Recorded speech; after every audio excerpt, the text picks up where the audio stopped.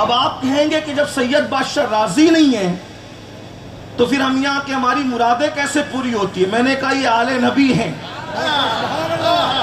یہ تو باپ کے قاتل کی مراد بھی پوری کر دیتے دنیا کے اعتبار سے، یہ تو باپ کے قاتل کی مرادیں بھی پوری کر دیتے دنیا کے اعتبار سے، لیکن آخرت میں فیض تو صرف اسی کو ملے گا جس سے راضی رہتے ہیں۔ مجھے ایک یہاں روایت یاد آ گئی، اگر مرادیں پوری ہوتی تو یہ نہ سمجھنا کہ راضی ہیں، ناراض لوگوں کی بھی یہ لوگ مرادیں پوری کرتے ہیں کیونکہ وہ سید ہیں۔ بات سن لے، توجہ، ایک بات آئی، ایک مرتبہ امام حسین کے قاتلوں میں سے قاتل مدینہ منورہ آیا، مدینہ طیبہ آیا، اور آنے کے بعد مدینہ طیبہ میں جب اس نے قدم رکھا تو اہل مدینہ نے سب کے سب اپنے دروازے بند کر لیے۔ توجہ ہے آپ کی؟ سب نے اپنے دروازے بند کر لیے، اور جب دروازے بند کر لیے سب نے، کسی نے نہ کھانے کو پوچھا نہ پینے کو پوچھا، ناراض تھے، سب کے دروازے بند ہو گئے۔ لیکن امام زین العابدین سید سجاد عابد بیمار امام مظلوم، جن کا دروازہ بند ہی ہمیشہ رہتا تھا، کسی کے لیے کھولتے نہیں تھے، بات چیت کسی سے نہیں کرتے تھے، رونا رونا صرف رونا تھا، یا تلاوت تھی اور آنسو تھے، یا عبادت تھی اور آنسو تھے۔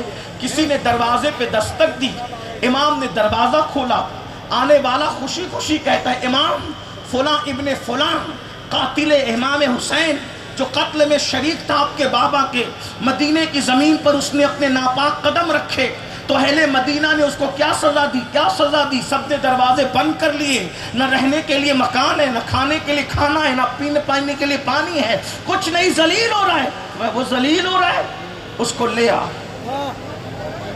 سب نے دروازے بند کر لیے، اس کو لے آ، اس لیے کہ ہے قاتل بابا کا، مگر وہ آیا ہمارے نانا کے گھر۔ آپ نے دروازہ کھول دیا، دسترخوان لگایا، کھانا کھلایا، پانی پلایا، کھا پی کر کے کہا کتنے دن قیام ہے تاکہ رہنے کا انتظام بھی ہو جائے۔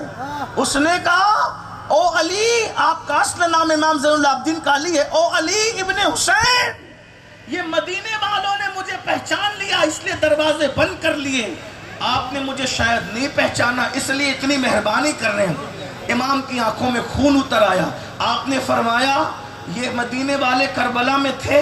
کہا نہیں۔ کہا جو نہیں تھے انہوں نے پہچان لیا اور جو موجود تھا وہ نہ پہچانے؟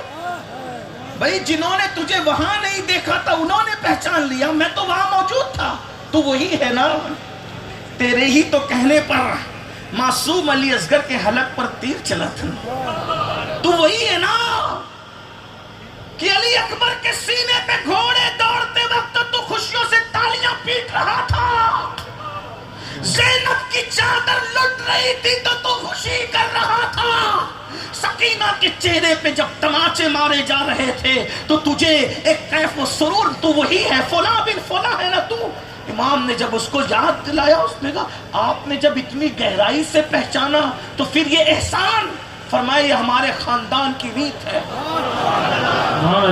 ہم گھر آنے والے کو نہیں دیکھتے، جو بھی چوکھٹ پہ آتا ہے اس کو نواز دیتے ہیں، کیونکہ یہ زہرا کے گھر کی روایت ہے۔ نعرہ تکبیر! اور جو کچھ تو نے کیا وہ تیرے نسب کی نحوست تھی، جو میں نے کیا یہ میرے خاندان کی روایت ہے۔ انتقام تو اللہ نے لینا ہے، لیکن آ گیا ہے چوکھٹ پہ تو تیرا کام کر دیا۔ آپ سے پوچھتا، سید بادشاہ اگر نواز رہے ہیں، یہ مت سوچنا کہ جوے کا سٹے کا دھندا کر رہا ہوں پھر بھی خوش ہے، نہیں، یہ لوگ بغیر خوش ہوئے بھی دنیا دیتے رہتے ہیں، لیکن آخرت میں تو ہاتھ اسی کا پکڑیں گے جس کے لیے اللہ اجازت دے گا۔ اب آپ سے پوچھتا ہوں، قرآن کہہ رہے قُوا أَنفُسَكُمْ وَأَهْلِكُمْ نَارًا، ہم نے پوری زندگی کو جہنم کے راستے پہ ڈال دیا اور پھر سوچ رہے کہ یہ بچائیں گے، یہ بچائیں گے۔ وہ لوگ سب بچانے کی قوت رکھتے ہیں، مجھے انکار نہیں ہے، لیکن اپنے کرتوت تو دیکھو۔ اپنے اعمال تو دیکھو. میں چند باتیں پڑھتا ہوں, میرے پاس صرف مختصر سا وقت ہے. میرے بھائیوں, اپنے آپ پر رحم کرو, اپنے حالات پہ رحم کرو, اپنی زندگی پہ رحم کرو. اللہ اکبر. ہم نے اعمال جہنمیوں کی طرح بنا لیے, بلکہ ہماری فکر سوچ فرعون کی طرح, نمرود کی طرح, بخت نصر کی طرح, قانون کی طرح ہم نے اپنی زندگی کو قارون اور فرعون کی طرح گزارا ہے. آپ کو پتا ہے کیا اللہ کے رسول کا یہ فرمان تمہارے کانوں تک نہیں پہنچا؟ جو شخص نماز چھوڑ دے گا, ذرا توجہ کرنا, جو شخص نماز چھوڑ دے گا, بہنیں بھی توجہ کریں, مشہور روایت ہے, کوئی نئی روایت نہیں پڑھنے لگا ہوں, لیکن توجہ کرنا. میرے آقا فرماتے ہیں جس نے جان بوجھ کر نماز چھوڑی وہ قیامت کے دن فرعون کے ساتھ اٹھے گا, وہ حامان کے ساتھ اٹھے گا. آپ ذرا غور تو کریں. اور ابی ابن خلف جس کو رسول اللہ نے قتل کیا, رحمت للعالمین نے پوری زندگی کسی کو تماچا بھی نہیں مارا. یہاں جن کو معلوم ہے ان کو معلوم ہے, جن کو نہیں معلوم ہے وہ سن لیں. پھر کہتا ہوں جس کو دکھ رہا ہوں وہ بھی سن لے, جس کو نہیں دکھ رہا ہوں وہ بھی سن لے, لیکن کچھ کہے نہیں. توجہ کریں. حضور علیہ السلام نے اپنی پوری 63 سالہ زندگی میں صرف ایک ہی آدمی کو قتل کیا ہے. ذرا غور کریں. وہ رحمت للعالمین جو کسی پر ذات کے لیے غصے میں بھی نہیں آتے, جب انہوں نے کسی کو قتل کیا ہوگا تو وہ کتنا بد نصیب ہوگا. دنیا کے 2 انسان سب سے بد نصیب ہوتے ہیں, ایک جو نبی کو شہید کرتا ہے وہ, اور دوسرا جس کو نبی قتل کرتا ہے وہ. غور کیجئے. اور پھر نبیوں میں بھی کون سا نبی جو پتھروں کے لیے بھی رحمت ہے, جو درختوں کے لیے بھی رحمت ہے, جو جانوروں کے لیے بھی رحمت ہے, جو کافروں کے لیے بھی رحمت ہے, انہوں نے قتل کیا. لیکن ایک بات بتاؤں, اب آپ کے دماغ میں سوال اٹھ سکتا ہے, جب وہ رحمت للعالمین نے تو قتل ایک کو کیا تو کیوں کیا؟ میں نے کہا قتل بھی کیا نا تو شان رحمت للعالمین کے ساتھ قتل کیا. توجہ ہے. قتل انسان کیسے ہوتا ہے؟ تلوار پیٹ میں بھونک دی جاتی ہے, گردن اڑا دی جاتی ہے, ٹکڑے کر دیے جاتے ہیں. سنا کہ نہیں سنا؟ حضور علیہ السلام نے ابن خلف کو کیا کیا پتہ ہے؟ صرف اپنا نیزہ لیا اور اس کو ہلکا سا چبو دی, بس چبو دی. یعنی قتل میں بھی رحمت للعالمین کی شان ہے.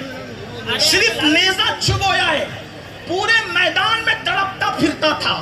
ابو جہل نے تانا دیا, او نامرد, انہوں نے کیا کیا ہے؟ صرف نیزہ چبویا ہے, تڑپ رہا ہے, زخم تو دکھتا نہیں. تو اس نے کہا ابو جہل تو عقل سے کام لے, تو کہتا ہے کہ صرف نیزہ چبویا ہے. ارے یہ نہیں دیکھتا چبویا کس نے ہے. سبحان اللہ ماشاءاللہ. جس کے اشارے ناخن سے چاند ٹکڑے ہوتا ہو, وہ جب کسی کو نیزہ چبو دے, فرمایا واللہ وہ اتنا طاقت والا ہے, نیزہ چبونا تو دور کی بات, اگر وہ